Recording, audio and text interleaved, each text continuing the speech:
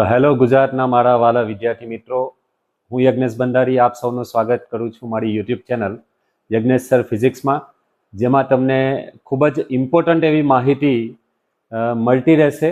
તેની સાથે સાથે એકમ કસોટી અથવા તો પ્રશ્નોના સોલ્યુશન મળશે, એમસીક્યુ મળશે અને પ્રકરણ વાઇઝ પણ કેટલાક સોલ્યુશન તમને મળતા રહેશે.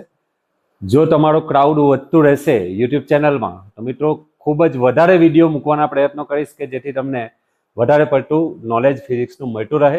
અને તો મિત્રો આજની પ્રશ્ન બેંક 3 સપ્ટેમ્બર 2024, જેમાંથી કેટલાક અગત્યના એમસીક્યુ કદાચ આવનારી બોર્ડની પરીક્ષા 2025 માટે, ફેબ્રુઆરી 2025 માટે અગત્યના એમસીક્યુ નીકળી શકે એમ છે, તથા કેટલાક પ્રશ્નો એવા છે જે પૂછી શકાય આ પ્રશ્ન બેંકમાંથી. તો મિત્રો આજે આપણે સોલ્યુશન લઈને આવ્યા છે, એમસીક્યુનું સોલ્યુશન, અને જેને આપણે સોલ્વ કરવા માટેનો પ્રયત્ન કરીએ. બરાબર. સોલેનોઇડની ચુંબકીય ચાક માત્રા m છે અને એમાં પ્રવાહ વહે છે 2a. ભાઈ m is directly proportional two i, કોઈ શક નથી. જો વિદ્યુત પ્રવાહ બમણો થાય તો હું એવું લખી શકું બેટા, m ડેશ ચલે છે i ડેશ. બરાબર. આ બંનેનો ગુણોત્તર લઈએ, m ડેશ ના છેદમાં m બરાબર i ડેશ ઓપન i. બરાબર છે. આને i ડેશ તરીકે લઈએ 4 એમ્પિયર અને આ i તરીકે લઈએ એટલે કેટલો આવશે 4 ના છેદમાં 2. 2 દુ 4. તો m ડેશ બરાબર કેટલા m થશે? 2m થશે. તો જવાબ આવી ગયો બેટા, 2m આવશે, એટલે કે ઓપ્શન બી. બરાબર છે. ચાલો નેક્સ્ટ ક્વેશ્ચન છે. નેક્સ્ટ ક્વેશ્ચન ફ્રેમ બરાબર છે ને? હા, ઓકે, કોઈ તકલીફ નથી. એક ચુંબકનું ધ્રુવમાન ભાઈ qm આપેલું છે. હવે ચુંબકની લંબાઈ જ આપી લીધેલ છે એટલે 2l જ કહેવાય ભાઈ, 10 સેન્ટીમીટર. 10 સેન્ટીમીટર એટલે કેટલા કહેવાય બેટા? 0.10 મીટર. બરાબર છે. તો તેની ચુંબકીય ચાક માત્રા ગણવાની છે. બરાબર. શું ગણવાની છે? ચુંબકીય ચાક માત્રા. બરાબર. ચાલો તો ચુંબકીય ચાક માત્રામાં આ બંનેનો ગુણાકાર કરી નાખીશું. 5 ગુણ્યા 10, 0.10.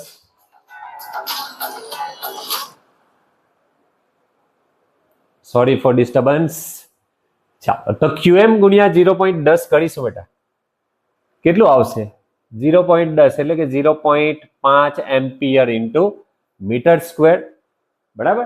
ચાલો ત્યાર પછી 28, ક્વેશ્ચન નંબર 28. ભાઈ શું આપેલું છે અહીંયા? ગુજરાત સાથે સંકળાયેલ ફ્લક્સ ફાઈ આપેલું છે. ભાઈ આનું શું કરી નાખવાનું? વિકલન કરી નાખવાનું. વિકલન કરીએ કેટલું થશે? 3 દુ 6 એટલે કે 6t વત્તા 4 અને t નું વિકલન 1, 9 નું કેટલું થાય? 0 થાય. એમાં t બરાબર 2 સેકન્ડ મૂકી દઈએ તો 6 દુ 12, 12 વત્તા 4 કરીએ. બરાબર છે. તો EMF મળી જાય.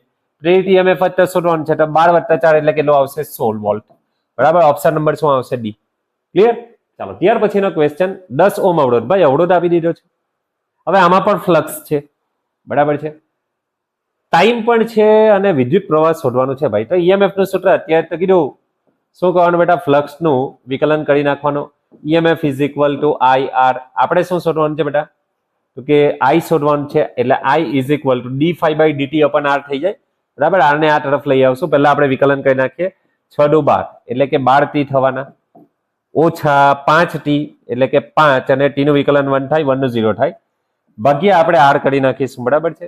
12. ટાઈમ ની વેલ્યુ કેટલી છે? 0.2. બરાબર છે. માઇનસ કેટલા આવશે? 5. છેદમાં કેટલા આવશે? r. બરાબર. મળશે 2.6 વોલ્ટ જેટલું આવશે. 2.6 ભાગ્યા 10 કરીશું તો 0.26 જેવું આવશે. કેટલું આવશે બેટા? 0.26 જેટલું આવશે. બરાબર છે. તો ઓપ્શન એ આવશે એની અંદર. બરાબર છે. અહીંયા તમે EMF ને માઇનસ બી લઈ શકો. અહીંયા તમે લેન્ઝના નિયમ અનુસાર EMF ની જે નિશાની છે એને તમે અવગણી શકો લેન્ઝના નિયમની. બરાબર છે. તો એમાં કોઈ ચિંતા કરવાની જરૂર નથી. જે પ્રમાણે આપણો ક્વેશ્ચન છે તે પ્રમાણે આપણે એને અનુસરવાનું છે. બરાબર. ચાલો ત્યાર પછી 30મો ક્વેશ્ચન છે. ભાઈ ડેલ્ટા ટી ટાઈમ આપી દીધેલો છે. ડેલ્ટા I એટલે કે 2 ભાગ્યા 0.05 di by dt. પ્રેરિત EMF 80 વોલ્ટ હોય તો આત્મપ્રેરક શોધવાનું છે ભાઈ. તો EMF નું સૂત્ર શું છે ભાઈ? EMF is equal to L into di by dt. જો અહીંયા હું પાછું નિશાની અવગણું છું. બરાબર છે. અવગણવું હોય અવગણી શકાય. તો L બરાબર શું આવશે? EMF ના છેદમાં di by dt. બરાબર છે. ચાલો dt ને ઉપર ગુણવું હોય તો ગુણી શકાય, હા કે ના? EMF ની વેલ્યુ કેટલી છે? તો કે 80 ગુણ્યા 0.05 ભાગ્યા di ની વેલ્યુ. di ની વેલ્યુ એટલે કેટલી વધારવામાં આવે છે? 0 થી 2. 0 2 થાય છે એટલે કે 2 - 0 તો શું આવશે? ભાગ્યા 2. હવે આનો ક્વેશ્ચનનો આપણે આન્સર લાવીશું ને બેટા, એ આન્સર આવશે લગભગ 2 હેનરી જેવો આવશે. કેટલા આવશે? 2 હેનરી. બરાબર. ગજિયા ચુંબકની વિષુવવૃત્ત રેખા પર ગજિયા ચુંબકને લીધે ચુંબકીય ક્ષેત્ર ખાલી જગ્યા હોય છે. તો મિત્રો આમાં ઓપ્શન કયો સાચો આવશે? ઓપ્શન આવશે ભાઈ ચુંબકીય ચાક માત્રાની વિરુદ્ધ દિશામાં. સો that is the correct answer. બરાબર છે. ચાલો, પાણી એ ખાલી જગ્યા પદાર્થ છે ભાઈ, ડાયામેગ્નેટિક પદાર્થ છે. પાણી એક એવું પદાર્થ છે, ડાયામેગ્નેટિક પદાર્થ છે. નેક્સ્ટ ક્વેશ્ચન, લેન્ઝનો નિયમ ખાલી જગ્યાનું વિશિષ્ટ કથન છે. ભાઈ આપણે પ્રકરણ નંબર 6 માં લેન્ઝનો નિયમ જ્યારે ભણીએ છીએ ને ત્યારે જ ભણીએ છીએ કે લેન્ઝનો નિયમ એ ઉર્જા સંરક્ષણના નિયમનું કથન છે. સમજાવો. પ્રશ્ન જ છે બેટા અને વારંવાર પૂછાય છે. તો ઓપ્શન નંબર સી એ કરેક્ટ આન્સર રહેશે. બરાબર. ચાલો, ત્યાર પછી ચોક કોઇલમાં સંગ્રહ પામતી ઉર્જા. ભાઈ ચોક કોઇલ ચુંબકીય ઉર્જા. Option number C. ક્લિયર? ચાલો, તે જ મુજબ આગળનો પ્રશ્ન છે આપણી પ્રશ્ન બેંક મુજબ, ફેરેડેના નિયમ મુજબ પ્રેરિત ઈએમએફ માટે ખાલી જગ્યા જવાબદાર છે. ભાઈ વિદ્યુત ક્ષેત્ર તો જવાબદાર નથી, ગુરુત્વાકર્ષણ ક્ષેત્ર જવાબદાર નથી, એડી પ્રવાહ પણ જવાબદાર નથી. ભાઈ જવાબદાર છે તો કોણ છે? ચુંબકીય ક્ષેત્ર. So that is okay. Now 1203, ચુંબકીય ચાક માત્રાનો એકમ ખાલી જગ્યા છે ભાઈ ampere into metre square. It is the correct answer. 1/2 b²/μ0 નો એકમ કોનો એકમ છે? ભાઈ ઉર્જા ઘનતાનો એક ઉદાહરણમાં દાખલો છે ભાઈ. બરાબર છે, જેની અંદર તમને આ જવાબ મળી જશે ચુંબકીય ઉર્જા ઘનતા માટેનો. બરાબર. તો નીચેનામાંથી કયું વિધાન સાચું છે? તો કયું વિધાન સાચું છે? ચુંબકીય ક્ષેત્રનો એકમ ન્યૂટન પર ampere into metre square. Wrong. પરમિએબિલિટીનો એકમ ન્યૂટન પર એમ્પિયર સ્ક્વેર. રોંગ.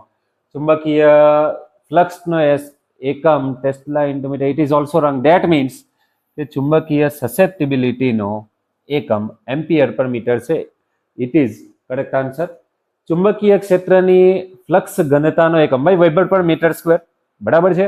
તો ત્યાર પછીનો ક્વેશ્ચન છે પ્રેરકત્વનો એકમ. પ્રેરકત્વનો એકમ વોલ્ટ ઇન્ટુ સેકન્ડ પર એમ્પિયર.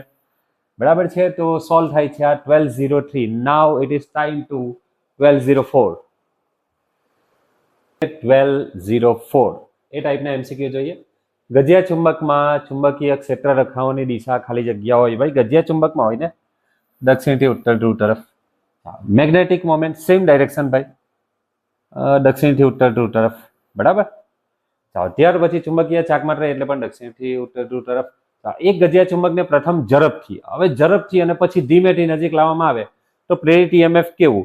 તો કે પ્રેરિત ઈએમએફ જો ઝડપ વધારે ને તો ત્યારે વધારે હોય અને ઝડપ ઓછું હોય તો ત્યારે ઓછું હોય. એટલે option B is correct answer. બરાબર છે.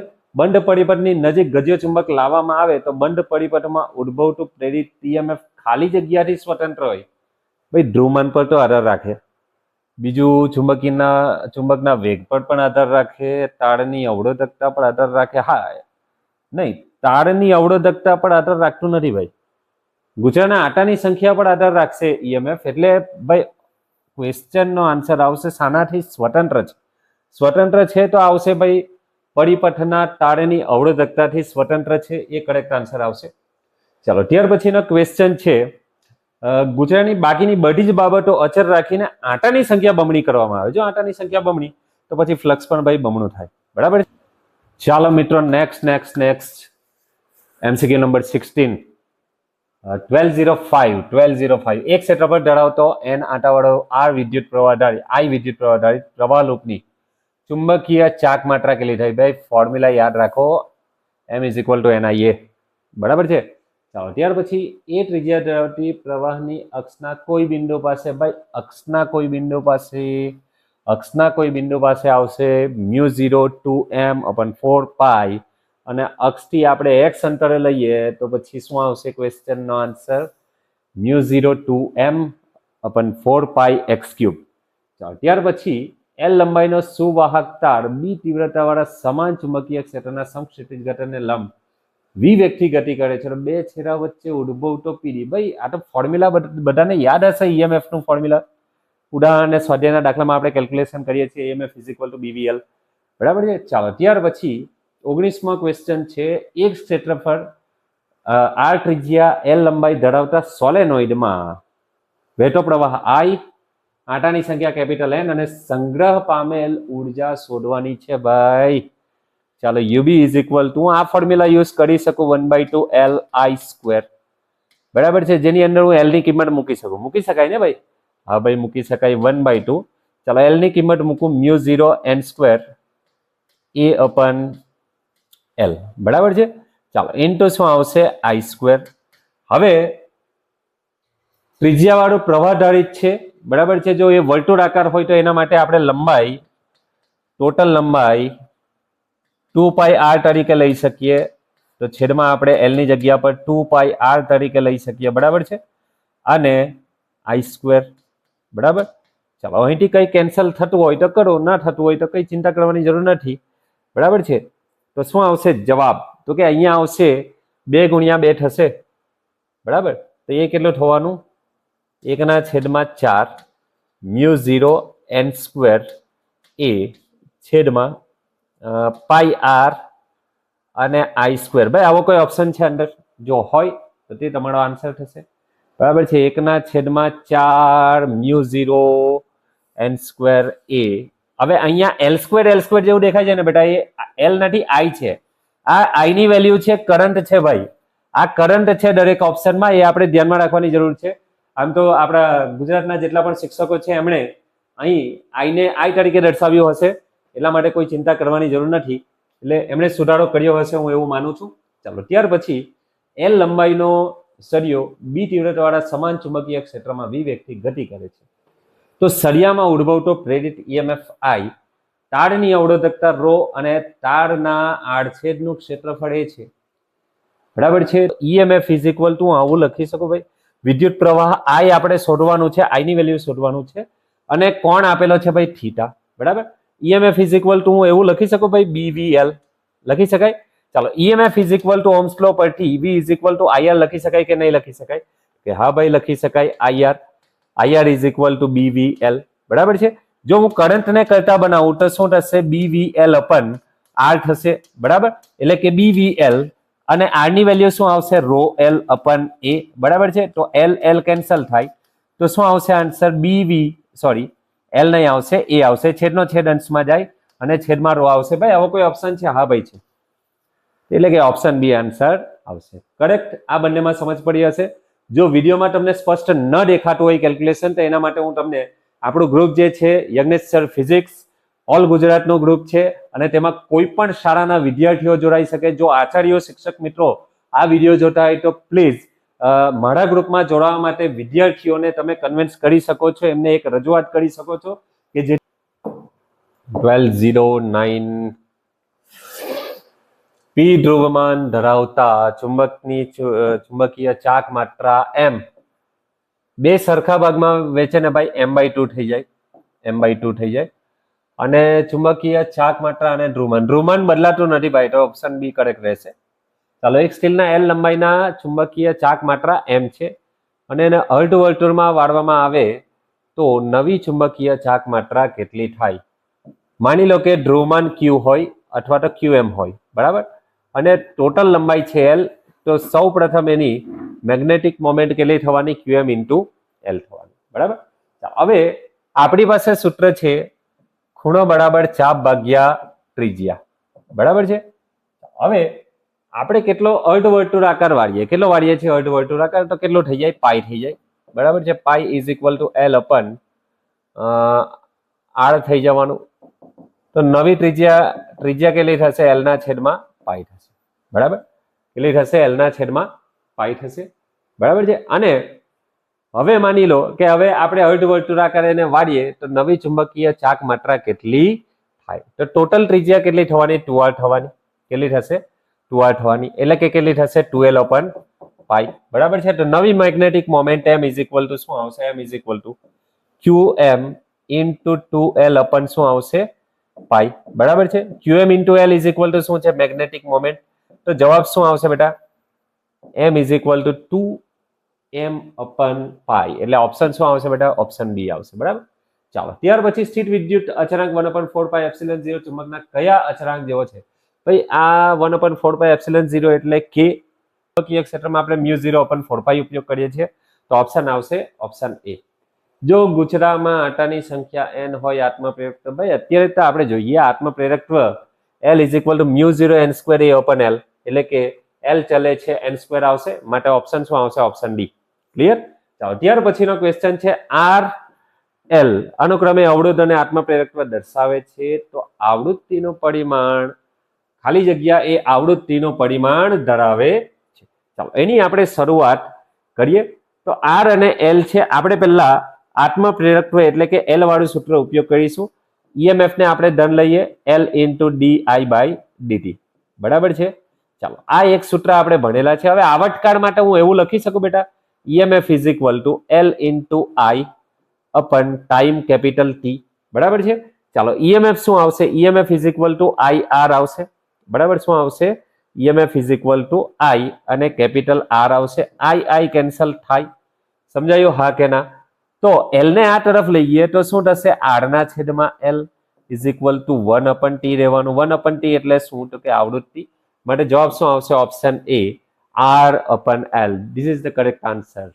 સમજ પડે છે બેટા? આગળના એમસીક્યુ જોઈએ. જો કોઈ તમને એમસીક્યુ ન સમજાય તો પ્લીઝ કમેન્ટ કરો, અથવા તો કોઈક સોલ્યુશનમાં તમને ભૂલ જણાતી હોય તો પણ તમે મેસેજ કરી શકો અને એનો આપણે ચોક્કસ તમારા પ્રશ્નોનું સોલ્યુશન લાવવાનો પ્રયત્ન કરીશું. તો નીચેનામાંથી કઈ બાબત ચુંબકીય ક્ષેત્ર ઉત્પન્ન કરે છે? ભાઈ કઈ બાબત ચુંબકીય ક્ષેત્ર ઉત્પન્ન કરે છે? સ્થિર વિદ્યુતભાર, વિદ્યુત ડાયપોલ, ગતિમાન વિદ્યુત. ચુંબકીય ક્ષેત્ર આવેલું એની અંદર તમે જોયું હશે ગતિમાન વિદ્યુતભાર એ ચુંબકીય ક્ષેત્ર ઉત્પન્ન કરે છે. બરાબર છે. ચાલો ત્યાર પછી 32 ચુંબકત્વ માટે ગોસનો નિયમ દર્શાવે છે કે ખાલી જગ્યા. ઓપ્શન એ, ગજિયા ચુંબકમાં અદ્રશ્ય પ્રવાહો હોય છે. ઓપ્શન બી, ગજિયા ચુંબકમાં અદ્રશ્ય વિદ્યુતભારો હોતા નથી. બીજું, ચુંબકીય ડાયપોલ સ્વતંત્ર અસ્તિત્વ ધરાવે છે અને ચુંબકીય એકાકી ધ્રુવ સ્વતંત્ર અસ્તિત્વ ધરાવતો નથી. ભાઈ જ્યારે તમે થિયરી વાંચશો ને બેટા, તો થિયરીની લાસ્ટમાં એક તમને ઓપ્શન જોવા મળશે જેમાં ચુંબકીય ધ્રુવ છે સ્વતંત્ર અસ્તિત્વ ધરાવતો નથી. તમને ટેક્સ્ટબુકમાં મળી જશે. બરાબર. નીચેનામાંથી કોની ચુંબકીય સસેપ્ટિબિલિટી ઋણ છે? ભાઈ સસેપ્ટિબિલિટી ઋણ આવીને ડાયામેગ્નેટિક પદાર્થ. ક્લિયર? ચાલો ત્યાર પછી વિદ્યુત ચુંબકીય પ્રેરણની ઘટનામાં ઉદ્ભવતા પ્રેરિત ઈએમએફ નું માન. ઈએમએફ નું માન એટલે ભાઈ ફેરેડેનો નિયમ. શું આવશે? ફેરેડેનો નિયમ આવશે. ચાલો ત્યાર પછી જ્યારે ગુજરામાં વહેતા વિદ્યુત પ્રવાહનું મૂલ્ય વધતું હોય તો ઈએમએફ ની દિશા ભાઈ વિરુદ્ધ દિશામાં હોય. Is it clear? સમજ પડી હશે 100%. બરાબર છે. ચાલો અત્યારે ફટાફટ આપણે સોલ્યુશન જોઈએ છે. બીજું કંઈ બહુ વધારે માહિતી આપણે જોતા નથી. તમને સમજમાં આવશે, નહીં સમજમાં આવશે તો જરૂરથી અલગ એક વિડીયો બનાવીને મૂકીશ તમારી રિક્વાયરમેન્ટ પર. બરાબર છે. તો ભાઈ પી ધ્રુવમાન લખી દીધું. એલ એ બે ધ્રુવ વચ્ચેનું અંતર છે. તો ચુંબકીય ચાક માત્રા એમનું સૂત્ર શું થાય? આગળ જ જોઈએ ને ભાઈ, M is equal to Q M into 2L. બરાબર છે. હવે લંબાઈ જ એલ તરીકે આપણે લેવાની છે. તો ક્યુ એમની જગ્યા પર આપણી પાસે ધ્રુવમાન પી છે, તો પી ઇન્ટુ એલ થશે, એટલે ઓપ્શન એ આવશે. ચાલો, સમાન ચુંબકીય ક્ષેત્રમાં મુકેલ ગજિયા ચુંબક પર લાગતું કુલ બળ. ભાઈ ત્યાં તો ટોર્ક લાગે. ટોર્ક ક્યારે લાગે? બળ શૂન્ય થાય ત્યારે લાગે. એટલે કુલ બળ કેટલું થશે? 0 થશે. બરાબર. ચાલો ત્યાર પછી બે સમકેન્દ્રીય ગોળાકાર ગુજરા. ભાઈ આ ઉદાહરણમાં એક દાખલો છે. મ્યુચ્યુઅલ ઇન્ડક્ટન્સ, રેસિપ્રોસિટી થિયરમ, પારસ્પરિકતા સંબંધ. તો તેની અંદર નાની ત્રિજ્યાનો વર્ગ અને મોટી ત્રિજ્યાનો જે એ છે ગુણોત્તર આપણે જોઈએ. અહીંયા ઓપ્શન એ જ આપેલા છે ને, તેના માટે આવશે R² અપન કેપિટલ R. બરાબર છે. નાની ત્રિજ્યાનો વર્ગ અને છેદમાં આવશે મોટી ત્રિજ્યા જે છે. બરાબર, એ આવશે. એ સંબંધ પરથી મળી જશે તમને M12 ના સમીકરણ પરથી. બે સમકેન્દ્રીય વર્તુળાકાર ગુછાઓના સમતલો પરસ્પર લંબ છે. ભાઈ લંબ હોય તો કોઈ પ્રકારનું અન્યોન્ય પ્રેરકત્વ મળતું નથી, શૂન્ય મળે. Is it clear? સમજ પડી ગઈ? ચાલો નેક્સ્ટ. ઓકે, તો ABCD 4 હળવા વજનના સળિયાઓ છે. અલગ અલગ દોરી વડે તેને લટકાવેલા છે. ગજિયા ચુંબકને હળવેથી દરેક સળિયા નજીક લઈ જઈએ તો ભાઈ આની અંદર આપણે ચુંબકત્વના પુરાવા તરીકે ડાયામેગ્નેટિક પદાર્થ વાપરી શકાય. પણ ડાયામેગ્નેટિક પદાર્થને કાયમી ચુંબકની ચાક માત્રા હોય છે. ભાઈ આ વિધાન તો કદાચ સાચું છે. વિધાન સાચું છે, ચુંબકના પુરાવા તરીકે ડાયામેગ્નેટિક પદાર્થ વપરાય, સાચું છે. પણ કારણ ખોટું છે ભાઈ. તો એવું કયો ઓપ્શન છે? આપણું વિધાન સાચું છે પણ કારણવાળું વિધાન ખોટું છે. ભાઈ ઓપ્શન સી આવશે. એટલે ચાલો નેક્સ્ટ. ત્યાર પછી જ્યાં 43 સમાન ચુંબકીય ક્ષેત્રમાં ગતિ કરતા વિદ્યુતભારની ઉર્જામાં કોઈ જ ફેરફાર થતો નથી. બરાબર છે. સમાન ચુંબકીય ક્ષેત્રમાં ગતિ કરતા વિદ્યુતભારની ઉર્જામાં કોઈ જ ફેરફાર થતો નથી. સાચી વાત છે.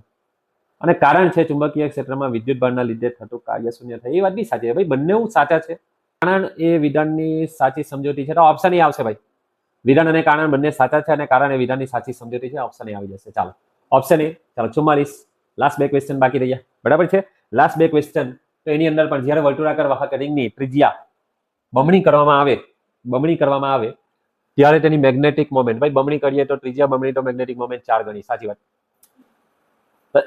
ચુંબકીય ચાકમાત્રા વાહક રિંગની ક્ષેત્રફળ પર આધાર, એ પણ વાત સાચી છે, એટલે બંને સાચા છે, બરાબર છે, બંને સાચા છે. અને કારણે વિધાનની સાચી સમજૂતી પણ છે ભાઈ, બરાબર. અને next question, last of the this question bank, September 2024 physics.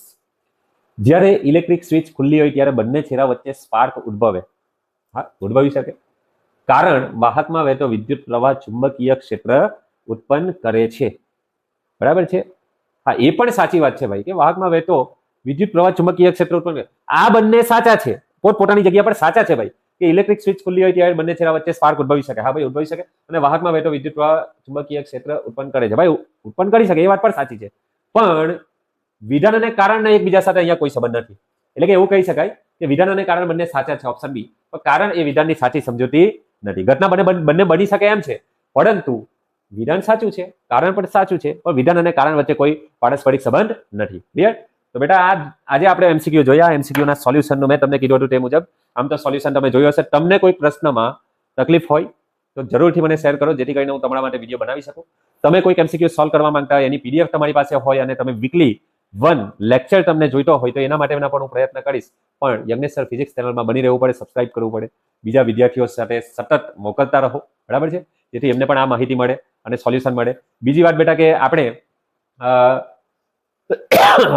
આ વખતે આપણે વોટ્સએપ ગ્રુપ બનાવેલું છે, જેની અંદર ગુજરાતના તમામ શાળાના, પ્રાઇવેટમાં હોય કે ભાઈ સરકારી શાળામાં હોય, દરેક પ્રકારના વિદ્યાર્થીઓ જોડાઈ શકે એમ છે, બરાબર. એટલા માટે હું લિંક મોકલું છું તમને, અને વિડીયોના ડિસ્ક્રિપ્શનમાં પણ તમને વોટ્સએપ લિંક મળી જશે. જો ન મળે તો મારા નંબર પર મેસેજ કરજો બેટા, 9879890918 પર, જેથી કરીને એ નંબર પર હું તમને વોટ્સએપ પર મોકલીશ. અને જો આ વિડીયો કોઈક શિક્ષક જોતો હોય તો શિક્ષક મિત્રોને નમ્ર વિનંતી છે કે તમારા વિદ્યાર્થીઓ સાથે શેર કરો, કે જેથી એમને પણ એમસીક્યુ સોલ્યુશન મળી શકે.